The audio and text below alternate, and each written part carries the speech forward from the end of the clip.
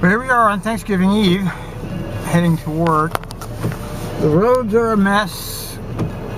Why is that guy in reverse? Usually these roads clear out fairly early. It doesn't seem to be the case tonight. What the hell's going on here?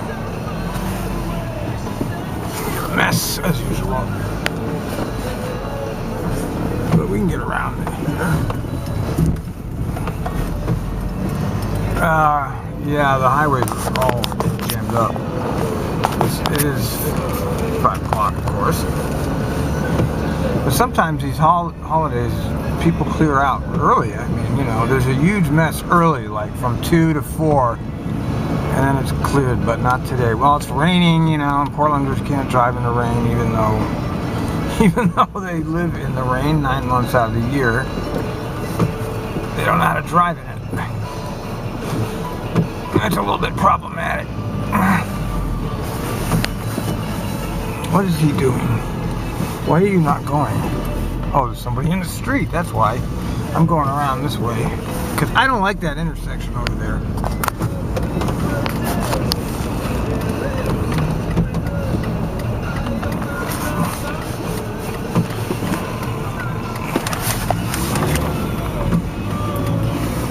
As we navigate the streets of Portland, Oregon, winding our way down to the highway. Yeah, I've given up Burnside after that last problem I had over there. You know, sometimes Burnside, the problem with Burnside is when there is a problem with Burnside, it doesn't get cleared up. I mean, at least on the highway, there's always one lane that's at least moving. But Burnside's another story. Yeah, we can get across here. It's very dangerous driving in these conditions. Because it's so hard to see. You know, it's just the lights are reflecting off the pavement. The windshield wipers are smudging. See, these are the days where I'm really happy that I take the same route every day, because I know the route so well that I almost don't need to see, because I'm so good at the route. I've done it so often that I know where every bump is. I know where everything is on the route. So that's why I love taking. People say, "Oh, it's too boring." Well, the thing is about boring is good in this line of work, and it's usually the newer people that say they get bored, because they're new still and they haven't come to the realization that boring is good. It's like you want to be bored. If you have a boring work day as a bus operator, then you have been a success, because nothing has happened, and that's the whole deal, is that you don't want any surprises when you're doing this job. You want to know what's happening. You want to know where you're going. You want to know where the people are going. You want to know where the stops are. You don't want to, if you're on a route where you don't know where the stops are, you're in this kind of condition, there's a very good chance people are going to be left behind, because you don't even see them. I mean, I look at the stops as I go by. I look at each stop. I know where every one of them is on 58. And as I'm driving by, I'm looking at the stop to see if there's anybody there, because so many riders are not prepared to ride transit. They're dressed in dark clothes, and they don't have any lights with them, so you can't, and they just stand there, or they're standing behind something.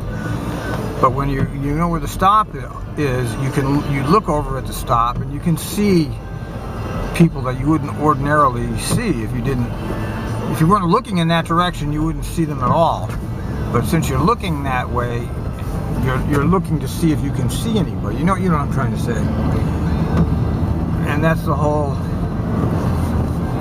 purpose of why I like doing the same route. Not just that, but you also get to know everybody too, which is a bonus. I mean, for me, it's the beauty of the job is the people riding the bus, because that's the fun part of the job. Without that, you might as well go be a machine operator and operate a machine, because that's basically all you're doing, you know. But the people on the bus make the job fun. And on every route, you have nice people. Every single route, even the worst routes. The problem with the heavy use routes is that you don't have time to form relationships, and there's just too many people. There's just too many people on those routes to actually be able to get to know anybody. You're so busy all the time that it's dehumanizing. You know, you don't get to meet people and talk to people. That's why the suburban routes are always the best routes, because on those routes you actually will develop relationships with the people that are riding the buses, because you have the time and you see the same people over and over and over, and it's just human nature. It's human nature to develop a relationship with. When you're sharing time and space with people, over that time you will begin to get to know them. It's just the way that it is. You can do that in any venue. And then once you get to know the people, you can actually start learning from them and learning from you, having interesting conversations. You know what I'm getting at. So that's why I like a boring route in a suburban setting. That's why I'm willing to drive 12 miles to get to Merlo when I could drive less than 3 to get to center, because the good routes are over here. Okay, it's the west side routes that are the best as a bus driver. There's no doubt about it in my mind.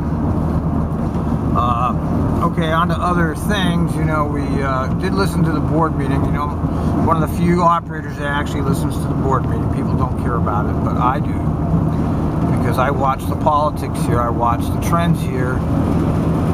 And I want to know what's going on. I don't just come to my job to collect my check and go home and say, oh, who cares about everything else that's going on here? I just want my money and fuck everything. I don't do that. You know, I actually want to be involved as best I can. And so I watch it and I listen and I learn. And we have Neil. Actually, Neil had some interesting comments this time. He was talking about doing something about their insistence that they don't have to give up their video of accidents and things. If you look at other transit districts around the nation, they don't have any of this secrecy shit. Okay, they release their videos of accidents as a matter of routine, but not here at TriMet. No, they have their huge, long investigation, which of course anybody that knows anything about TriMet knows is bullshit, because in the instance of the Max crash, that was known what caused it immediately. Okay, we know that. Those of us that are here. Okay, you can say you had to conduct this and that and the other thing, but you know, we know what caused it. For some reason you try to keep that under wraps. I'm not really sure what they had to gain by that, other than not letting their beloved light rail look bad. Anyway, he says, and it's echoed by Steve Clark, that transparency and accountability have to be part of this equation. Now, you know, they keep talking about it, but are they ever going to do anything about it? You see, their talk is cheap over there. You know, we don't want to listen to words. We want to see you do something about it. The next time the media asks for something, give it to them. You know, don't be playing this cat and mouse games. You know, they are really a very secret organization, and they pretend that they're transparent, but that's just not true. It's not true. And then we have Neil going on about his next safety initiative, which is something about attitudes and attitudes about our attitude. You see, all of Neil's safety crap is directed at operators' behavior, all of it.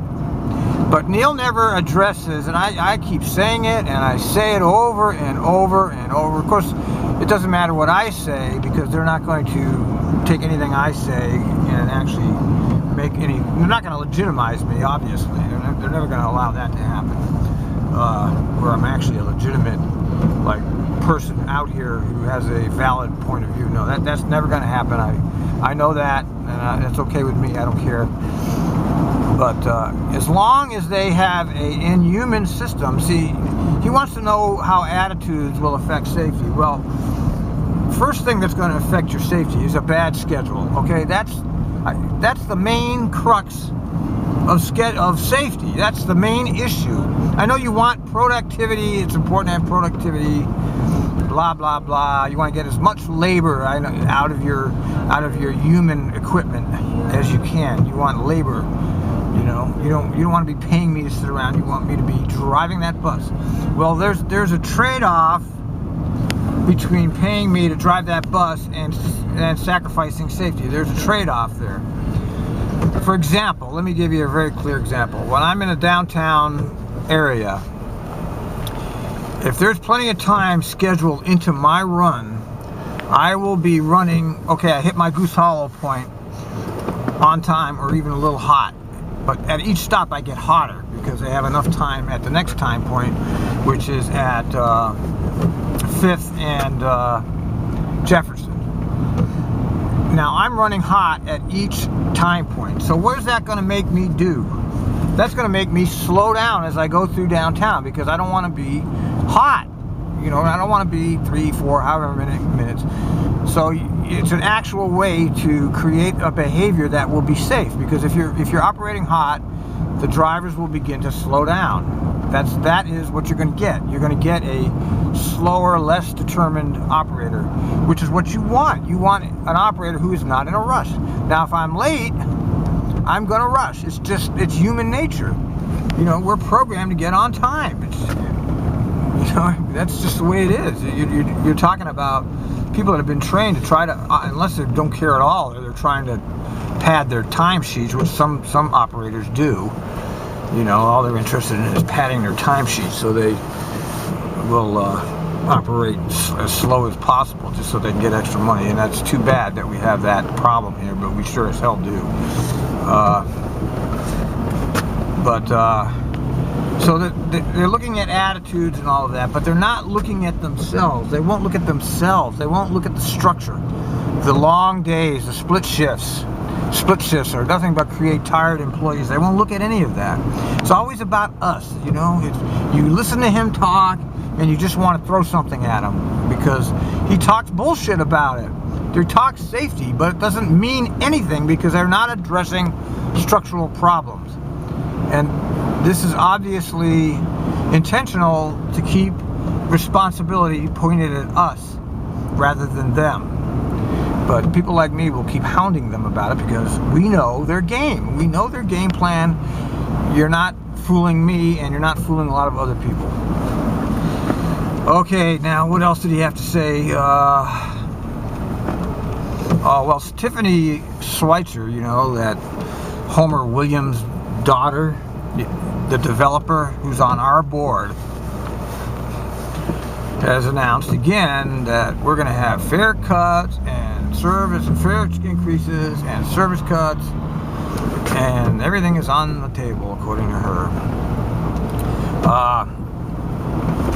I just find that incredible myself too, because here we have an organization that's building another MAX line and adding streetcar tracks, which is, we're going to end up paying for that. Okay, we pay for those operators. They're continuing to build, continuing to expand. How many bureaucrats have these people hired over the last months? It's just incredible. I've been watching the growth.